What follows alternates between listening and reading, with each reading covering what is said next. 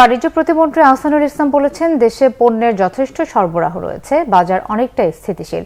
সচিবালয়ে সাংবাদিকদের সাথে আলাপকালে তিনি কথা বলেন। তিনি বলেন, টিসিবি দিয়ে বাজার কিছুটা নিয়ন্ত্রণ করা সম্ভব হয়। বাজারে সাপ্লাই চেইন ঠিক রাখতে মনিটরিং করা হচ্ছে। সরবরাহ চাহিদার উপর ভিত্তি করে দাম নির্ধারণের চেষ্টা করা হচ্ছে বলেও জানান তিনি। ট্যারিফ কমিশনকে ঢেলে সাজানো হবে বলে জানান বাণিজ্য প্রতিমন্ত্রী। তিনি বলেন, মিয়ানমারের সাথে বাণিজ্য নিয়ে চুক্তি হবে। জুলাই মাসে চুক্তির সম্ভাবনা রয়েছে।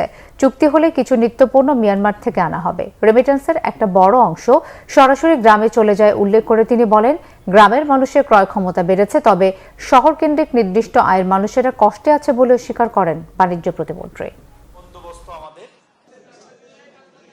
আমাদের মন্ত্রণালয়ে আমরা বাজার পর্যবেক্ষণ করি, মনিটরিং করি। আমাদের কাছে টুলস যেটা আছে সেটা হলো আমদানি করে টিসিবির মাধ্যমে আমরা হয়তো কিছু পণ্য সরবরাহ করতে পারি। বাজারের সাপ্লাই চেনটা যেন স্থিতিশীল থাকে, কোনো ব্যক্তি বা গোষ্ঠীর হাতে যেন কোনোভাবে বাজারের নিয়ন্ত্রণ না চলে যায়।